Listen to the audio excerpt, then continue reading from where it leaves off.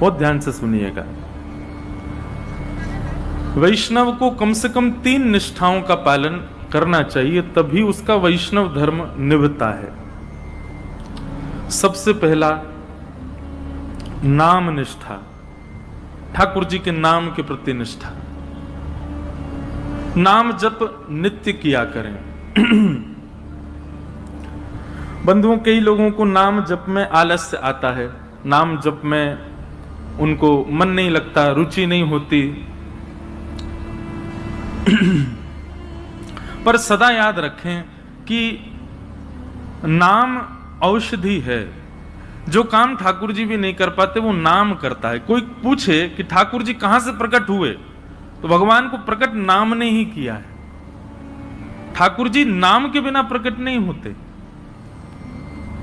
मैं कथाओं में कहा करता हूं, जिसने गाया उसी ने पाया ठाकुर जी को। जो गाता नहीं है ठाकुर जी को, वो पा नहीं सकता।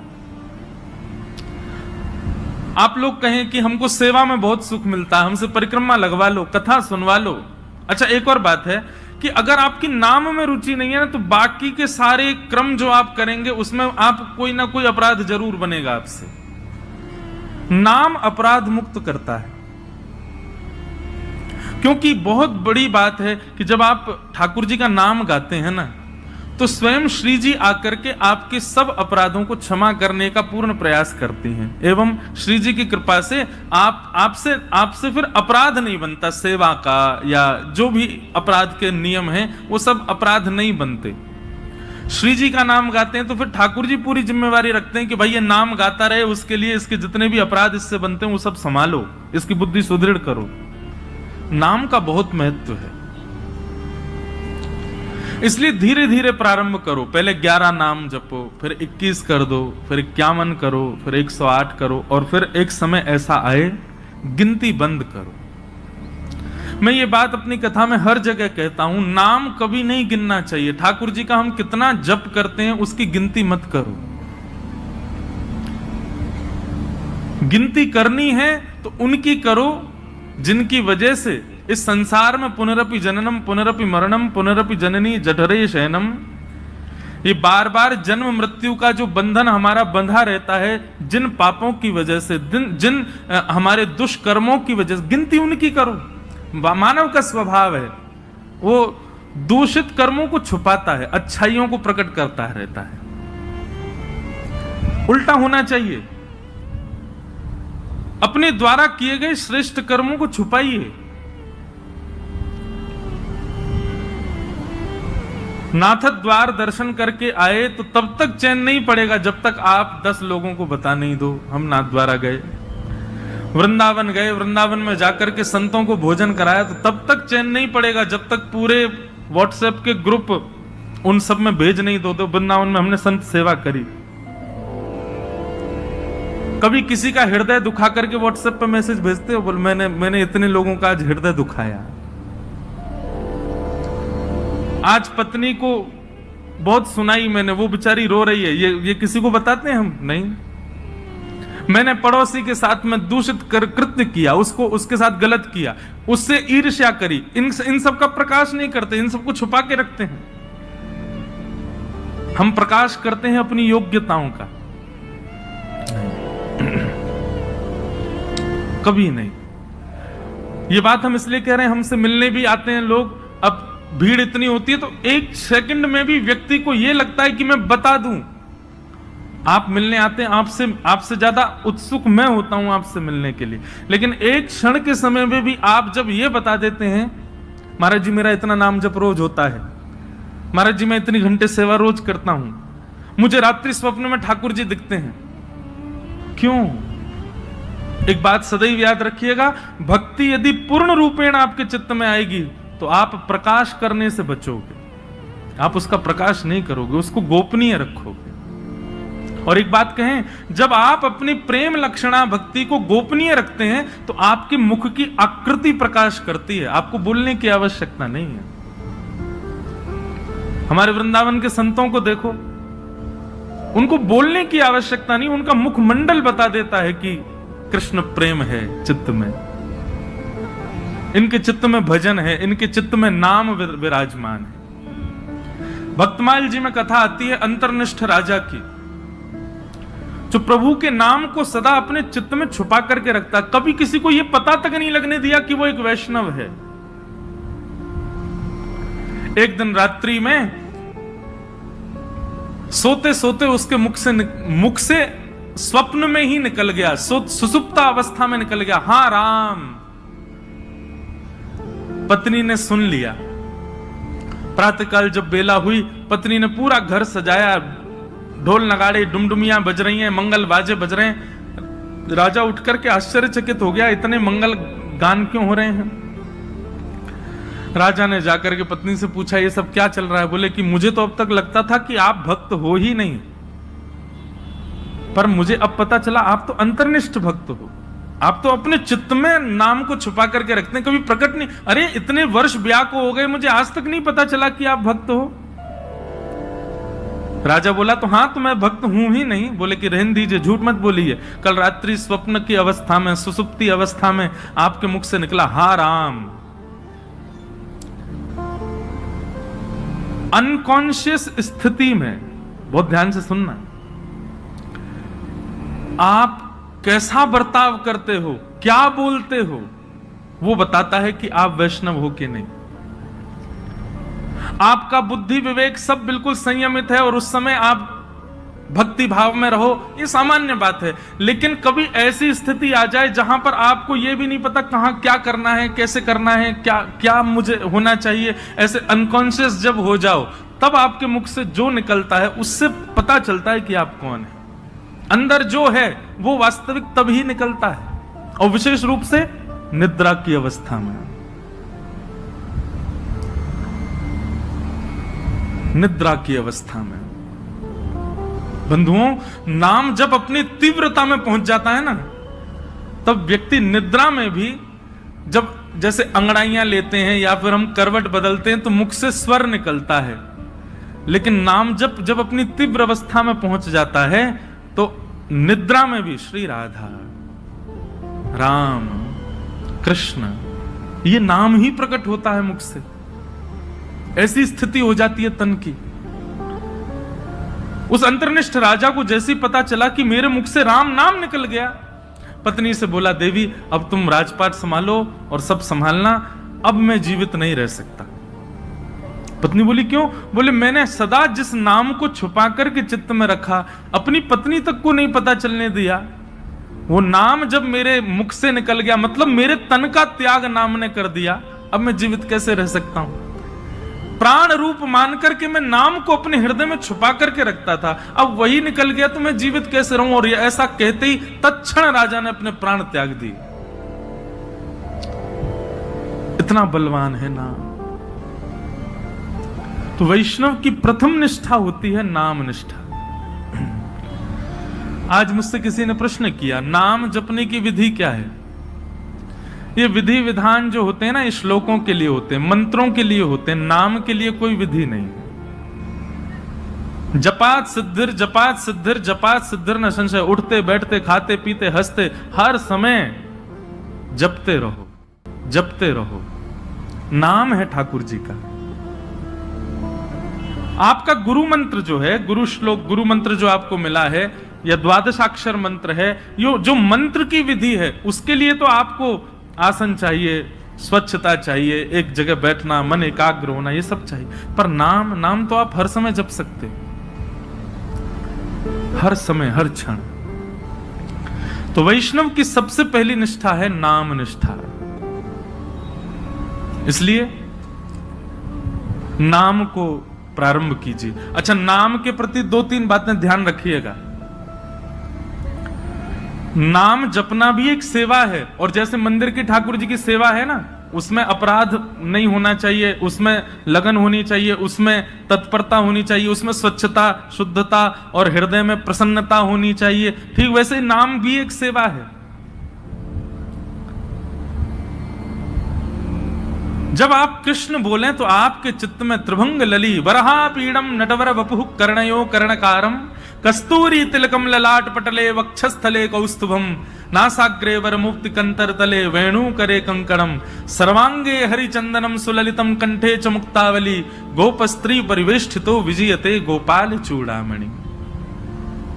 कृष्ण कहते ही आपके चित्त में गोपाल जी प्रकट हो जाएं, उनके मधुर रूप का दर्शन होने लग जाए। श्री राधा कहते ही अति सुकुमारी अति सुकोमला हमारी वृषभानु नंदिनी किशोरी जी की झांकी आ जाए, और फिर उस नाम को ही कभी इत्र मान करके, उस नाम को ही पंचगव्य पंचामृत मान करके, उस नाम को ही वस्त्र मान करके, उस नामी की ही श्रृंगार करो, सेवा करो, माला पधराओ, सुंदर नाम से ही आरती करो, नाम का ही प्रसाद भोग अर्पित करो। इस प्रकार नाम से निष्ठा से सेवा होती है। केवल ये माला फेरना और जप पूर्ण करना, अपनी संख्या पूर्ण करना नाम जप नहीं होता है।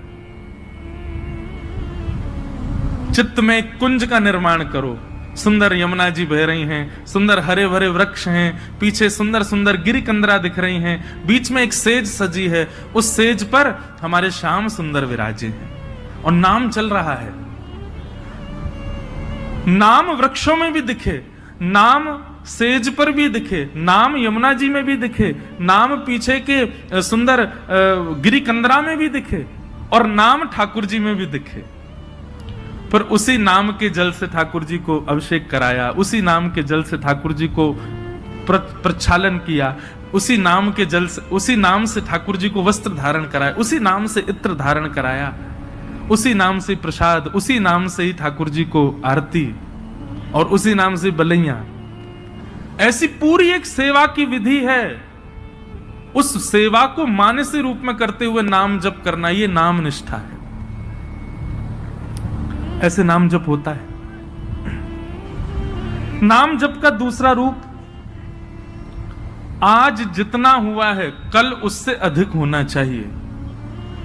अगर नाम जितना आज है कल भी उतना ही है, और बल्कि परसों कम और हो गया, तो इससे नामापराध होता है। नाम बढ़ना चाहिए, नाम बढ़ाओ। नाम के प्रति दूसरी भावना, कोई यदि आपसे पूछे कि आप क्या जपते हो, तो पहले परख लीजिए। यदि वो अधिकारी हो तो ही बताइए, नहीं तो उसके सामने प्रकाश करने की आवश्यकता नहीं है। अपने आप को ऐसा बता दो, नाम तो कुछ करते नहीं, महासंसारी हैं हम, तो पापी पामर जीव हैं। अपने आप को मत दिखाइए कि आप नाम जापक हैं। कोई यदि पूछे और लगे कि हाँ ये वैष्णव है, कोई गुरुजन पूछे, हम पूछ लें, हम तो वैसे हम भी संसारी हैं, हम पूछे तो मत बताओ। कोई संत पूछे, कोई महापुरुष पूछे, कोई वैष्णव पूछे, तो उनको उजागर करो। सबके सामने उजागर नहीं। यहाँ लोग बताते फिरते हैं कि हम कितना नाम जप कर रहे हैं, क्यों नहीं, ये नामापराध है। सबके सामने अपने नाम का प्रकाश मत करो। भाई, अगर किसी भाव से आपका प्रेम बढ़ रहा है, उस भाव को गोपनीय रखो ना, उसको प्रकाश करने की आवश्यकता क्या है। तो नाम में इस बात का ध्यान रखें कि अगर कोई व्यक्ति अयोग्य, किसी को मत मानो, लेकिन यदि आपको अनुभव हो जाए कि ये वैष्णव भाव में नहीं है, बस ऐसे चलते फिरते पूछ रहा है, तो उसके सामने अपने आप को मूर्ख ही घोषित करो। ये मत बताओ कितना नाम जपते, नहीं तो नामापराध होता है। तो सबसे पहली वैष्णव की निष्ठा होती है नाम निष्ठा।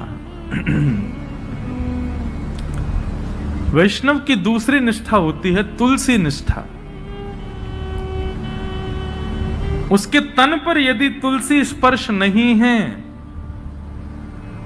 तो ठाकुर जी उसके हाथ से सेवा तो बहुत दूर की बात है, जल भी स्वीकार नहीं करेंगे। इसलिए आपके तन पर तुलसी स्पर्श होना बहुत आवश्यक है। यह वैष्णव की दूसरी निष्ठा है। कई लोग पूछते हैं तुलसी धारण करने के लिए, आप लोग धारण कर लीजिए, लेकिन उसके बाद लोग पूछते हैं महाराज जी, अगर हम तुलसी धारण कर लें और कहीं कुछ खाना पाना हो तो तुलसी धारण करने के बाद में एक नियम का पालन आपको निश्चित रूप से करना है कि कुछ भी खान पान ऐसा नहीं करना जिससे तुलसी का अपराध बने। और यदि आपने कहीं गलती से तुलसी जी के धारण के पश्चात कुछ ऐसा खान पान किया है तो दूसरे दिन उन तुलसी जी को यमुना जी में पधराओ। आना पड़ेगा, भोपाल से वृंदावन ही आओ, तुलसी जी को पधराओ, क्षमा याचना करो, ब्राह्मण भोज कराओ, संतों के चरणों में प्रणाम करके क्षमा मांगो, फिर दूसरी तुलसी जी ठाकुर जी के चरणों में अर्पित करके फिर धारण करो। फिर ये वचनबद्ध हो जाना कि अब नहीं करेंगे। एक व्यक्ति मुझसे बोला, बोले महाराज जी जब खाते पीते हो उस समय उतार दें, खान पान करके फिर पहन लें। वाह, ऐसा नहीं करना है। मन में एक भाव आता है कि श्री तुलसी जी आपके कंठ में विराजमान होने के लिए अपने रूप का त्याग कर देती हैं। वो एक पौधे के रूप में होती हैं, वृक्ष के रूप में होती हैं। ठाकुर जी को सुख देने के लिए नवीन नवीन अपने अंदर पत्रों को प्रादुर्भाव करती हैं, ठाकुर जी की सेवा में जाएंगे। लेकिन आपके कंठ को सुशोभित करने के लिए और आपके तन के कल्याण के लिए वो अपने उस रूप का त्याग कर देती हैं, अपने आप को छिलवा देती हैं और उसके बाद माला बनकर के आपके गले में विराजमान होती हैं। इतना बड़ा त्याग तुलसी जी हमारे लिए करती हैं, हम उनके लिए ये सामान्य सी वस्तु नहीं छोड़ सकते। इसलिए तुलसी निष्ठा, तुलसी जी को धारण करो। तुलसी जी गले में धारण होने के बाद में जैसे ही आप कुछ भी पाते हैं, पहली बात तो प्रसाद ही पाएंगे। प्रसाद पाते ही जैसे ही कंठ से नीचे जाएगा, कंठ में तुलसी जी है, नीचे जाते ही उसमें जितने दोष होंगे सब समाप्त हो जाएंगे। तुलसी जी कंठ में धारण हैं और उस समय आपने जलपान किया तो जलपान जैसे ही तुलसी जी के यहां कंठ से नीचे गया, तुलसी जी का स्पर्श होते ही वो साक्षात श्री यमुना जी का, श्री गंगा जी का जल हो जाएगा, ठाकुर जी का चरणामृत हो जाएगा। अरे कहां तक कहें, आप स्नान करेंगे और जैसे ही जल अपने सिर पर डालेंगे, आपके मुख पर आकर के जल जैसे ही तुलसी जी का स्पर्श करके सर्वांगीण अंग पर जाएगा, वह भी दिव्य किसी पवित्र नदी का रूप धारण करके, उनके जल का रूप धारण करके आपके तन को पवित्र कर देगा। तुलसी निष्ठा। कई संप्रदायों में तुलसी जी का भाव ऐसा, धारण करो पर स्नान के समय मत करो। उसमें ऐसा भाव है कि तुलसी जी का जल चरणों में आ जाएगा। तो सब संप्रदायों के अलग अलग भाव हैं। कहीं पर ऐसा भाव है कि तुलसी जी का जल तन पे जाना चाहिए तभी पवित्र होंगे। तो अपने अपने गुरुजनों की प्रणाली के अनुसार आप उसका कर सकते हैं भाव। कई मन में भाव रखते हैं कि हम शौचाचार के लिए जाएं तब तुलसी जी को उतार दें। आपके भाव के ऊपर निर्भर करता है, आपका भाव कैसा है, उस अनुसार आप उसका पालन कर सकते हैं। नहीं तो शास्त्र और संतों की आज्ञा तो 24 घंटे आपके कंठ में तुलसी होनी चाहिए। तो दूसरी निष्ठा क्या है? तुलसी निष्ठा। और तीसरी और सबसे विशिष्ट निष्ठा एकादशी निष्ठा। वैष्णव को एकादशी व्रत निश्चित करना चाहिए। एकादशी के दिन अन्न में पाप का निवास होता है और उसके कारण एकादशी के दिन, अब यहां पर भी एक बात आ जाती है, भाव की बात आती है। देखो, भाव प्राधान्य जब हो जाती है ना बात, तो फिर वहां पर नियम नहीं चल पाते। बहुत ध्यान से सुनिए सब लोग। अब हमारे राधा वल्लभी है और हमारे हरिदासी वृंदावन के, वहां पर अधिकतर एकादशी नहीं मानी जाती। क्यों? उनका भाव ऐसा है कि भाई ठाकुर जी का भोग है, प्रसाद में फिर ये कर रहे हैं कि नहीं आज एकादशी, आज तो हम उसको पा ही नहीं सकते। तो ठाकुर जी का भोग, उसमें एकादशी पर अन्न कैसे हो सकता है? हम प्रसाद को अन्न कैसे मान सकते हैं? इसलिए कहीं ये भाव उत्पन्न ना हो, इसलिए कई हमारे आचार्य चरणों की प्रणाली में भाव से एकादशी का नहीं नियम माना जाता। पर आजकल के मॉडर्न जमाने में करवा चौथ भी नहीं रखती कई माताएं।